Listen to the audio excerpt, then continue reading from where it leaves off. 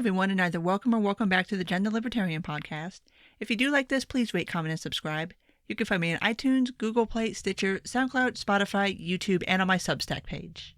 I'll start with the good news from this past week, and that is that nobody decided to storm any federal buildings over the past week. The bad news is, that is the only good news. Yes, this past week was at least slightly less eventful than the week before it, although there is still plenty to talk about. We're still dealing with the fallout from the Capitol riot, and lots of other things besides that. So I will go ahead and start where I have been starting now for, gosh, it's weird to think that we're almost coming up on a year now, and hopefully things will start getting better soon, but unfortunately the unemployment numbers have taken a turn for the worse. On the week ending on January 9th, the initial unemployment claims were 965,000, which, if you'll remember, if you've been here for a while, we've been hovering around the mid to mid-ish upper 700,000, so this has been a pretty significant jump from the past couple of weeks, which, of course, is not particularly great news, clearly. It does, well, maybe we're going to get another stimulus package. We'll talk about that a little later, because that's, yeah, there's a little bit of a problem with that. Right now, it has its own new special poison pill put in there that is going to delay, I think, is going to delay at least any kind of direct stimulus payments for at least a while, because there is a very controversial caveat in the new bill. But like I said, we will get there. We impeached the president again this past week. You wouldn't know it because it doesn't really seem like it registered all that much. But yeah, on Wednesday, I do believe it was, the House voted to impeach Donald Trump again on charges of incitement. And while, I mean, this wasn't particularly unexpected, the unexpected part was that you did actually this time have 10 Republicans who voted yes on impeachment, which, as paltry as that sounds, that makes it the most bipartisan impeachment vote ever. But it's still only 10 Republicans out of, I think it's 184 in the House. After a bunch of rioters came in and stormed the Capitol building and roamed around looking for them to do God knows what, you still only had 10 people. And from reporting that has come out, Representative Mayer, it's not Meyer, it's Mayer. I will learn how to pronounce it eventually. But yes, Pete Mayer had said that he heard from his colleagues that there were more Republicans that wanted to vote yes on impeachment, but they were literally in fear of their own and their families' lives. And that has been confirmed by Tim Alberta has heard from his sources. Guy Benson has heard from his sources that pretty much corroborate what Mayer said, that there were Republicans who wanted to vote yes, but were afraid to for actual physical safety concerns. And that's horrible. I mean, that's really fucked up. I mean, what in the world? What is going on? And Mayer also tweeted out that he has had to purchase body armor to wear in DC, which this has gotten completely out of control. After the Capitol riots, they installed like the metal detectors going into the House and Senate chambers, like the ones that you walk through when you go to pretty much anywhere, like you go to school, you go to a federal building, you walk through the things. And of course, some Republicans had to be jackasses about it. It's just, it's sad. It's really sad, and I'm not entirely understanding why people want to minimize what happened and the fallout from it, because that's horrible. You shouldn't have to fear for your life over a vote. Like, that's absolutely insane. So anyway, past the House, it will not go to the Senate until after Biden is inaugurated. There was some rumor that Mitch McConnell could make a deal with Chuck Schumer to call Congress back in, well, to call the Senate back into session before January 19th, which is when they're scheduled to come back into session. McConnell opted to not do that, and I think McConnell has some kind of plan here. It's been made pretty clear that Mitch McConnell does not want Donald Trump around anymore, and by around anymore, I mean he wants Trump gone, like from the GOP. And so the only way that that is really going to effectively happen is if impeachment does happen in the Senate. They get the votes, because then if that happens, then Donald Trump cannot run in 2024 or at any other point beyond. Not that I think that he will be of sound mind and body to run in 2024 or any point beyond, but it's probably best to just make sure if your goal is, which I think McConnell's goal is to try to get the GOP kind of back on track, because at this point it's looking like Trump's final approval numbers are going to be roughly 38%, which is the lowest approval number of any outgoing president since we started keeping track of such things back in, I believe, the 1930s. So Mitch McConnell's job, and this is something that I see a lot of pushback in Republican circles, so I'm going to try to explain this. Mitch McConnell's job, because he has been around long enough, he's made it through enough administrations to know that his job and his loyalties are to the party, not to one specific man. And so he can see this landscape. He can see the overall approval numbers, not just the approval numbers within the Republican Party for Trump. He's looking beyond. He's looking at the fact that Donald Trump lost them the presidency. He lost them the Senate. They have no power come January 20th. And so McConnell knows that his job is to fix that position, because then obviously he gets his job back as Senate Majority Leader, and to try to get things back on track for the GOP. Whether the party is going to go along with that, I don't know. But yeah, Mitch McConnell's made it pretty clear that he's done with Trump in the Trump era. And so I think that he decided to not call the Senate back in right now, because as it stands right now, they do not have the votes for impeachment. The only play here, the only way that McConnell can possibly influence this at this point is to kick it to the next Senate. And it's looking like, as far as the Georgia races are concerned, neither Perdue nor Loeffler is challenging the election results. Surprisingly, I really expected one of them to. So those vote totals will be certified somewhere probably early next week. So once those vote totals are certified, Ossoff and Warnock will be sent to D.C., and then they will have the 50-50 split, with Kamala being the tiebreaker. But you do need that 2/3 vote. So you add the two Democrats in there. And what you're starting to see happen now, that we're getting a little bit of distance from the Capitol riot, you're starting to see reporting coming out about who these people were, why they were there. You're starting to see these more horrific videos coming out. You're starting to see more testimony coming out as to the timeline, as to what actually happened, to how close things came to being extremely bad. Apparently, the rioters got a lot closer to Mike Pence than we knew before. Like, basically, Mike Pence was wanting to hang in as long as humanly possible. He was wanting to stay on the House floor. He's wanting to continue to preside over the Electoral College vote certification up until the very last moment, when the Secret Service was basically like, we're leaving now, even if we have to pick you up and carry you out of here, like, we're going now. So there was a very short window of time between when Pence actually left the House chambers and when the House chambers were breached. So we're starting to see more reporting on that. I saw a tweet thread that I retweeted, if you want to go check on my Twitter, of video that was taken by people who were in the Capitol building by the rioters and were posted up to Parler, which shows a bit different of a situation than the things that were posted up to, like, Twitter and Facebook, because obviously the people that were there from Parler were definitely more of the hardcore sort of people who were there to do damage. And so you get a different perspective and a different picture of what actually was going on.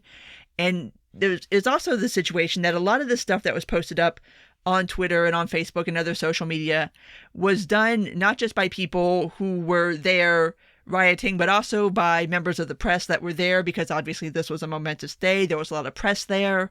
So a lot of that stuff was kind of, I don't want to say a more sanitized version, but kind of the tamer version of what was going on. And then the videos that came out on Parler were from people who were down in like the lower levels of the Capitol building, who were trying to break into like the lower levels, trying to get down into the secure rooms, trying to get down to where like the congressional tram is, down to the tunnels. These were the people that were really there to like find people and do some damage. So the more stuff like this comes out, and this is to bring it back to my point about Mitch McConnell, the more stuff like this comes out, the more this stuff kind of just drips out. I think his plan is that once Trump is no longer president, and obviously he's no longer on social media, so he can't bully anybody there either, plus this new information that keeps coming out of really how close of a disaster this was going to be, like how, like, really, I mean, in some instances, we're talking like minutes here between catastrophe and not catastrophe. So I think the play here is that maybe given enough time and maybe even given a Senate trial, that you might have enough Republicans change their mind to make up the rest of that vote total that you need. And there's already a couple of Republicans on board. Obviously, Mitt Romney's on board. I believe Senator Murkowski is on board. And you could probably get a couple of other ones too. But I think that is kind of the play here, is that Mitch McConnell's basically going to let this play out and make it be a situation where it's like you engineer a situation, like you want to put the knife in somebody's back, but you don't want to have your fingerprints on the knife. I think that's what Mitch McConnell is doing here. Because unlike Donald Trump, Mitch McConnell does know how to play 4D chess. He knows how to try to get what he wants while keeping his hands clean. And so I think that's really his play here. Whether that will happen, I don't know. What's going to end up happening in the Senate, I'm not entirely sure. I mean, I'm sure they're going to take it up for a trial. I don't see how that could even be avoided, especially with the new Congress. So what will end up happening there, I'm not entirely sure. But, I mean, at this point, that's really the only play that Mitch McConnell has to get rid of Donald Trump out of the party for good and ensure the fact that at least Donald Trump can't run. That's not to say that one of his kids won't run or that somebody like Josh Hawley won't run and try to kind of keep that strain of the party alive, but there's really nothing Mitch McConnell can do about that. He can control the things that he can control, and I think that he realizes that. So whether this will be successful, who knows? I mean, we shall see. We will be having another impeachment trial in the Senate in the next few weeks. So fun times. Almost exactly a year after the last impeachment, we're going to do another impeachment, but Trump's not actually going to be there because he's going to be hopefully gone on Wednesday, on the 20th, if everything goes according to plan. I'm 90% sure that's going to happen, but there's always that 10% now because, I mean, I don't know. It seems a lot of people think that all bets are off at this point, so yikes. As far as people thinking all bets are off, the inauguration plans have come out, and yeah, basically as of right now, I believe starting on either Friday or Saturday, the National Mall is completely closed. It is closed to DC residents, it's closed to visitors, it is closed to vehicle traffic, it is closed to foot traffic. You cannot go to the National Mall right now, and it will stay that way until after the inauguration. You cannot go to the inauguration to view it yourself in person. There is no, there are no sight lines. Everything is closed down. The only people that will be attending in person are people who will be there by invite only, and that's roughly about 1,000 people.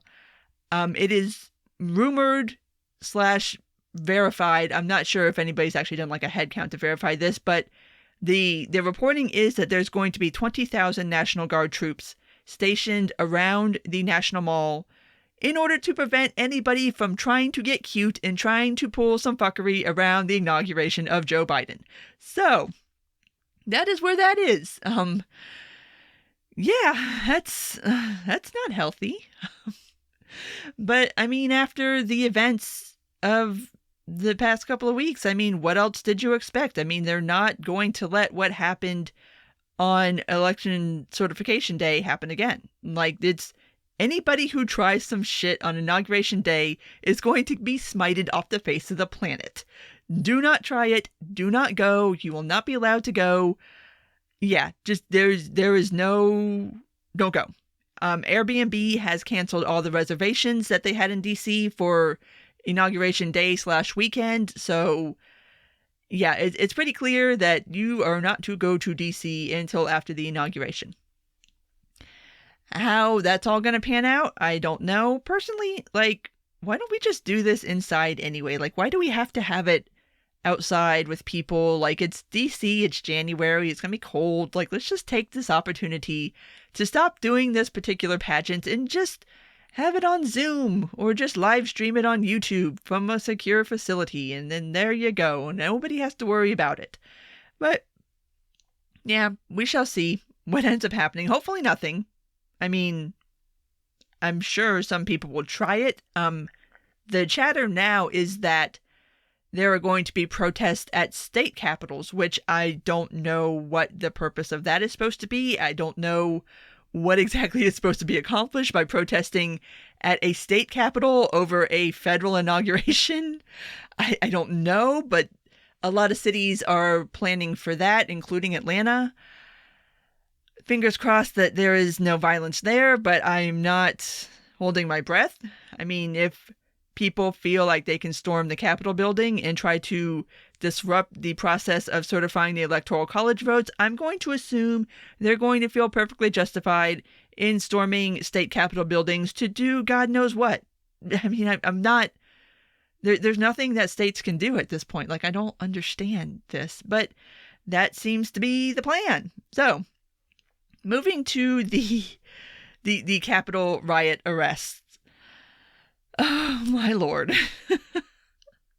I laugh. It's not funny, but I laugh. The FBI is starting to round up and arrest people because obviously if you post pictures of yourself doing federal crimes on the internet, the feds are going to come find you. Clearly. So, the Antler guy has been arrested. Baked Alaska has been arrested. The Flexi Tie guy has been arrested along with his mom, and they're charged with like conspiracy charges. So there's going to be something there. There's been a lot of other arrests, and I pour some out for these people's defense attorneys because honestly, I don't know what you say in anybody's defense. I mean, if you posted pictures of yourself and you live streamed yourself doing shit in the Capitol building, and like everybody who is interested in seeing such things has already seen it, like what are you supposed to say?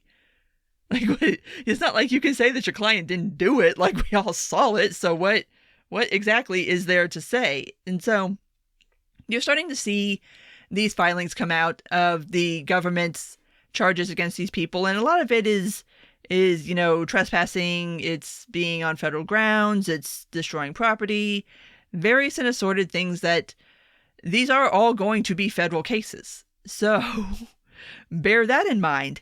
A lot of them, I keep laughing. I'm sorry, because this just, I'm having a hard time trying to figure out if these people are just really fucking stupid or if they genuinely thought that they were going to be successful in their attempts to, at the very least, do an insurrection, if not an actual coup.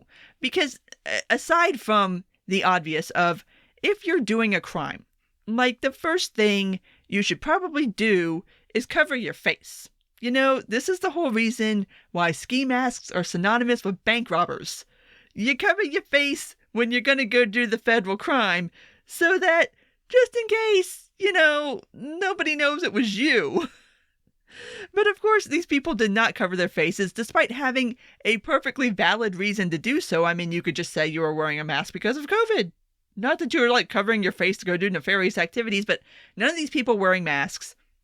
You're in the Capitol building, even if you're not live streaming or putting pictures up on Instagram or wherever, there's surveillance cameras everywhere in the Capitol building because it's the fucking Capitol building. You're on camera. the Capitol building has its own cell tower, which means congratulations. If you walked in there with your personal cell phone, you're fucked. And that's kind of step 2 of doing crimes, is if you're going to do that, for God's sake, you do not take your own phone. If you have to have a cell phone on you, you use a burner phone. You don't take your own phone with your identifying information, your SIM card, and walk into some place where the minute you walk in there, your phone's going to connect to that network. They know you're there. They have the data already. Like, what? How stupid do you have to be to not know this stuff? Like, you turn the fucking Wi-Fi off. You turn location services off if you don't want somebody to know where the hell you are. And one of these, I forget which one, but somebody thought they were going to be slick. So what it says in the federal affidavit is that they seized this person's phone and they were looking for data on it, but they had wiped the phone. So this person thought they were slick. They thought, oh, I'm going to wipe my phone and I got you. They're like, nah, because see here, we already have the logs from the Capitol building and it shows where your phone logged onto the Wi-Fi between this time and that means we know where you were. Like, I just... I made a tweet that went viral because some people retweeted it, and I was commenting on a Nick Fuentes video where, I guess in one of his live streams, he was suggesting to his viewers after the fact, after the riot, that they should destroy their cell phones under the idea that that would somehow keep you safe. And then he kind of walked it back for a second because he realized in his dumb fucking head that, yeah, destroying evidence is also a federal crime, so maybe don't do that. But it's like, even if you did, you're done. You're fucked. The DOJ has made this abundantly obvious. They have come out and said, if you were in the Capitol building and you had your cell phone on you, we know you were there. We already have all the data. You can do whatever you want with your phone. You're screwed. But it's just like, how in the world do people who believe in the craziest ass conspiracy theories not realize that the surveillance state exists, it's real, and that if the feds want to find you, they're going to find you. Like, you don't... One of these dipshits actually said to the feds, because they saw a picture that he posted up on Instagram, he's like, wow, you guys are good. I only left that picture up for an hour. I'm like, an hour? You might as well have left it up for 10 years at that point. Like, they already knew you were there. You just provided them proof that you were there. Like, what the fuck is wrong with these people? But I think it's a valid question because it really goes to intent. Like, I know you should never attribute to malice what you can attribute to stupidity, but I find it very hard to believe that anybody's this stupid. I really do. I really think that the answer is that these people thought that they were going to be successful and that there was going to be no consequences for their actions, because they certainly didn't behave in such a way where even if you thought maybe it was a 50-50 chance that this wouldn't be successful and that maybe I should, kind of keep it on the DL until I know that the coup happened or the insurrection happened or whatever you want to call it was successful, and then maybe I can post my content to the internet. No, these people acted like there was going to be no consequences to their actions. Which brings me to the most interesting part of these arrests, and that is that more than one person. Antler Guy has made this argument. Jenna Ryan, the real estate agent that flew a private fucking jet to DC to go participate in the Stop the Steal rally and has been arrested because she entered the Capitol building. Yeah, the defense seems to be, well, we don't think we did anything wrong because we were just doing what Trump told us to do. Yeah, it's a little difficult to make the argument that Donald Trump didn't incite this when the rioters themselves are saying, well, we were there because Donald Trump told us to go be there and he told us to go do this, so we went and did it. Yeah, these people took Donald Trump seriously and literally. They heard what the man said, they heard it in their brains, and then they went and did it. Like, I don't know exactly how much more proof you need other than the people themselves being like, yeah, we did it because he said to.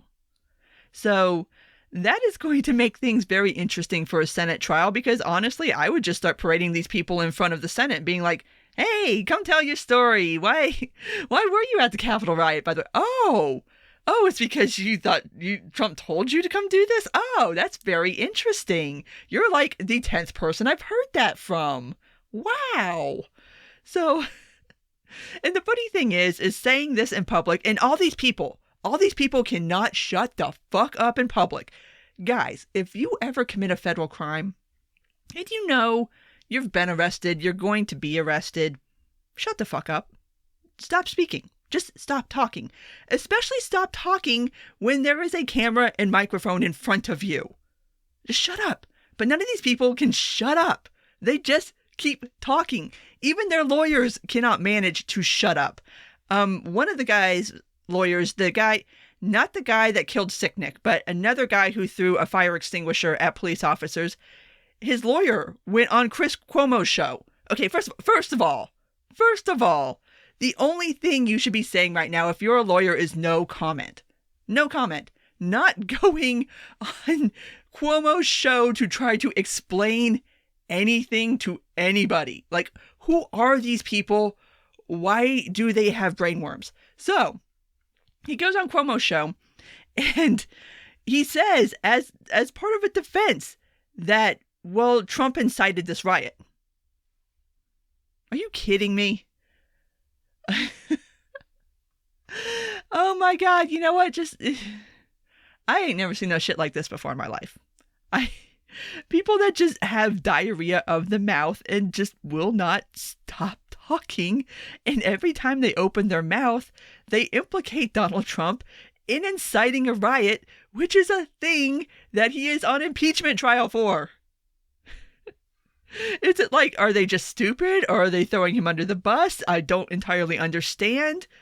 But yeah, it's certainly not a defense that's going to help any of these people in a court of law, because obviously the court holds you responsible for your personal actions. And if you want to go say, I did it because this person told me to, they're going to be like, okay, so but you did it.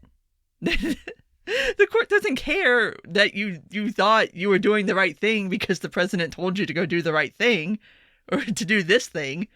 They're going to be like, no, you still broke the law. And that you should have known that you're breaking the law. So basically, all of these people that were at the Capitol riot are pretty well screwed. And the most interesting thing that's come out of this, and this is from the affidavit filed over Antler Guy. The federal government is specifically using the word insurrectionists. They are not calling them protesters. They're not calling them rioters. They're not calling them agitators. They're not using any other word that they could possibly use to describe these people. They use the word insurrectionists. If that is the federal government's position, God help these people. Because you are about to get the fucking book thrown at you. And for what it's worth, I asked and nobody responded otherwise. I've not seen anything from Trump in the way of doing anything to intervene on these people's behalf, as far as issuing pardons or speaking up or doing really anything. And I don't see it happening anytime in the future, or at least before Wednesday. So I don't know. If I was somebody who went and did a federal crime because the president told me to, and then all of a sudden, once I'm arrested and I'm facing federal time, and the president's like, I condemn the violence and I don't know them. Basically, he's just basically like, I don't know you. I'd be pissed. I would be super fucking pissed. I'd be like, wait a minute, I'm going to go do how many years in a federal prison for this dude who apparently does not even acknowledge my existence anymore? I would be so mad. Oh my God.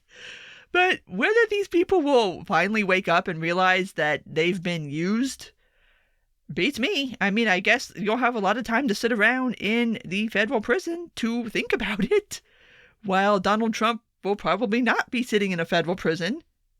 If he's sitting at Mar-a-Lago doing I don't know what, but not being in federal prison. Like, this is just wild. And then, of course, there's the people who died in the riot. We've talked about Ashley Babbitt, and I think we're up to 5 other protesters and Brian Sicknick, the cop that was beamed in the head with a fire extinguisher and ended up dying. It was one protester was trampled to death. Another one apparently had a heart attack. Like, yikes. and nothing from this man. Like, I don't know. Maybe people will start to realize that they were played. Maybe. I don't know. We still have people holding on for dear life. We still have people thinking that something magical is going to happen on Wednesday the 20th and that Donald Trump is going to be inaugurated as president. I don't understand these people. I don't understand the QAnon people and their crazy like theories that like something is going, I don't know, God is going to descend from the heavens and somehow fix this. I don't fucking know. These people are nuts. It's weird because it's such a clean break with reality. And I want to investigate this further because it's really crazy. Like, these people live in an alternate reality and it's a little frightening. And maybe we should figure out how or why we got there. And I think maybe I'll write more about that. But to move on to the part that's going to affect all of us, and I am stealing this phrase from Matt Welch, and so I will credit him, but I think it is probably the best description of what is about to happen, and that is the decade of consequences. This, I mean, it's not comparable to 9/11 in the way that obviously on 9/11 thousands of people died. Thousands of people did not die here. The Capitol building is still standing, and the business of the people is still taking place in the House and the Senate. So on that level, no, they're not comparable. Where I think they are comparable is that the consequences and the actions that were taken after 9/11, the actions that are going to happen after January 6th, I think they're going to be very compatible because you're already starting to see it. You're already starting to see this idea being floated of making a new domestic terrorist designation and making that a new special level of crimes, which all of the things that involve domestic terrorism are already crimes. Like, we don't really need to make a new designation of crimes for crimes that already exist, but that idea is already out there. The idea that there needs to be some sort of social media crackdown is becoming even more popular than it was before. You're starting to see it with both social media companies themselves and also coming from members of Congress that somebody must do something about this.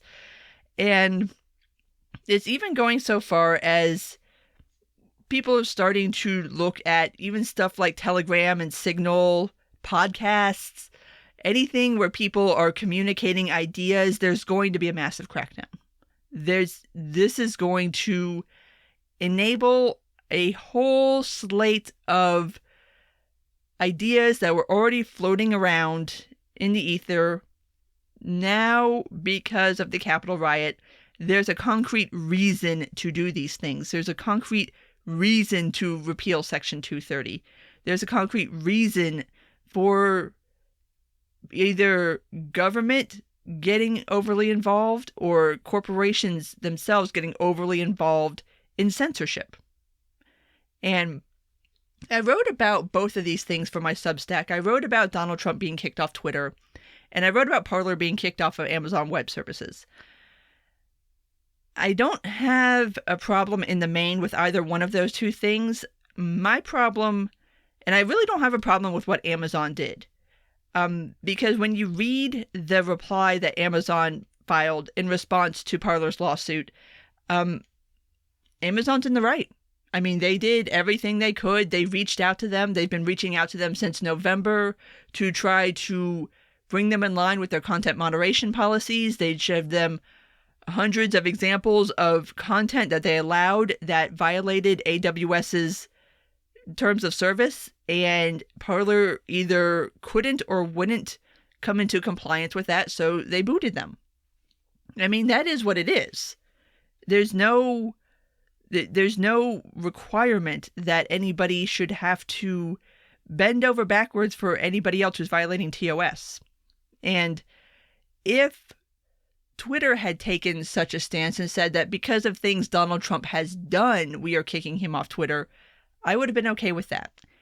Their justification was, we have to get rid of him because of things that might happen in the future. That puts Twitter in a very weird situation of now you want to be the arbitrators of what could be dangerous content, and deciding what is dangerous content and what could happen if certain people read certain content and then acted on it. It's a very, very bad place to be if you're Twitter, because you're kind of putting yourself in this position of having to be a precog, of having to look at certain things and decide, well, maybe sometime in the future this will be dangerous, so we're going to take it down now. I don't think that's a very good place to be, but you can already see it happening. And I mean, the crackdown's going to be real. They've already Twitter deleted, it was over 70,000 accounts, which there's the explanation for the follower count drop, is Twitter mass deleted all these accounts because they were tweeting or associated with QAnon content. So they deleted the accounts. Yeah. This isn't going to be good. This is going to be bad. This is going to be used to justify a lot of actions that have already been, like I said, floating around in the ether. The one I'm really concerned about right now is the Earn It Act, which has been floating around in Congress for quite some time now. Basically, as part of that bill, it would be that the federal government has a backdoor into end-to-end encryption services. You can see where this is a problem, right?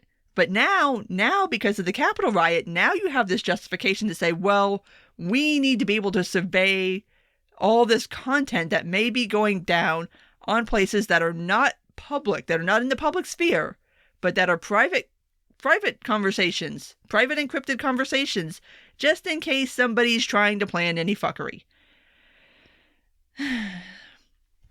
Thank you, Capitol rioters, for basically fucking up everything. Good job, guys.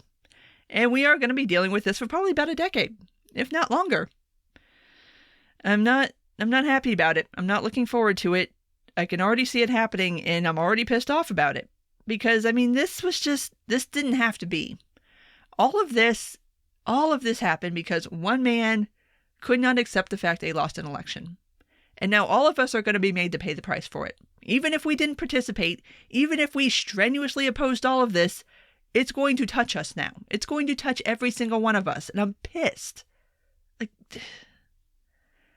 the absolute selfishness. And just, I don't know what else to say. It's going to be bad. It's going to be really bad. Whether this will push people more towards decentralized platforms or more private platforms where you're not using like a third-party hosting service or something like that, I don't know. Stuff like that does get very pricey though, so it's going to be very limited as to who exactly is going to be able to pursue those options. I mean, we will adapt, we will survive, but it ain't going to be fun. But before we leave off, and because I mentioned it up at the beginning of the episode, the next round of stimulus, or at least as far as direct stimulus. And if you've been wondering why all of a sudden people are discussing minimum wage again, this is why. As part of what is on the table right now, the idea is that there would be a second check for $1,400 going out, which would make it to the $2,000. But as part of that bill, there is a requirement for a $15 federal minimum wage. Like I said, that might have poison pilled this whole deal.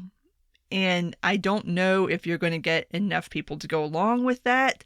Um, Another kind of side thing that's going on, which is kind of amusing and kind of an indicator of what the next 4 years is going to look like. Progressives don't like this deal now. After being perfectly on board with $2,000 checks, screaming for $2,000 checks, agreeing with Donald Trump that everybody needed $2,000 checks, now that it's Joe Biden and he wants to make it be a full $2,000 because 600 plus 1,400 is 2,000. That's not good enough. Like, no, now it needs to be a standalone $2,000 check. And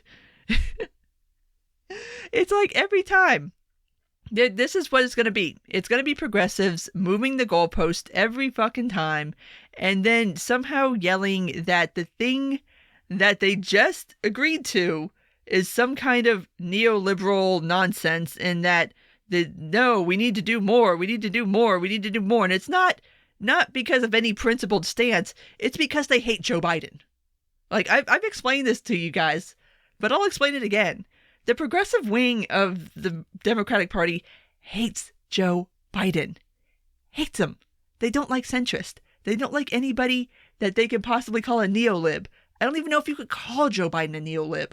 But that's the new insult is neoliberal. But so now they're all geared up to fight against this because now $2,000 is not enough.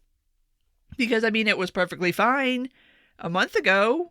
But now, no, now it's not. Now we got to do something else. But even if you said 3,000, it would be, well, 3,000 is not enough either. Like, it's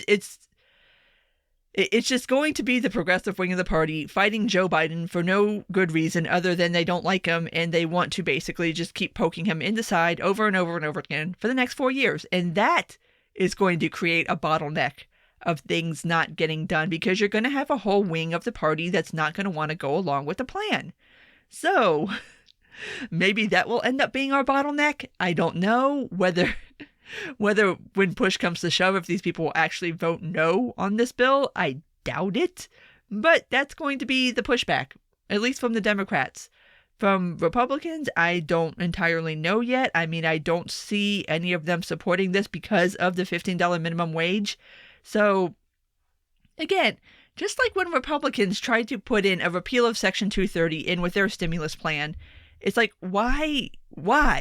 No, stop. Do a clean bill and address this other shit later. But no, we got to try to shove all of our little pet projects into the stimulus bill and try to get it passed because it's the stimulus bill instead of just getting the money out. Just get the money out and then we'll deal with the rest of the shit later. But no. So if you were waiting for that $1,400 check, you're probably going to be waiting a little while longer because this is all going to drag on way longer than it really needed to in the first place. Anyway, but of course that is a fight that will come up over the next couple of weeks because I'm sure that's going to be one of the first pieces of legislation that's taken up in a Biden administration for the obvious reasons. Like, did you hear the unemployment numbers? So I'm sure we'll get resolution on that sooner rather than later, but the next couple of weeks are going to be rather interesting. You know, I really hoped everything would just calm down at the end of this month, but I guess I'm not going to get that. Maybe by the end of February, things will calm down? Probably not. Oh, 2021, shaping up to be 2020 part 2, and I'm not happy. Not happy about it. I want things to get better, but at this point, I will go ahead and wrap this up because I think that's pretty much everything we need to cover from the past week. So if you did make it this far, thank you for listening. And if you do like this, please rate, comment, and subscribe. You can find me on iTunes, Google Play, Stitcher, SoundCloud, Spotify, YouTube, and on my Substack page. Take care, and until next time.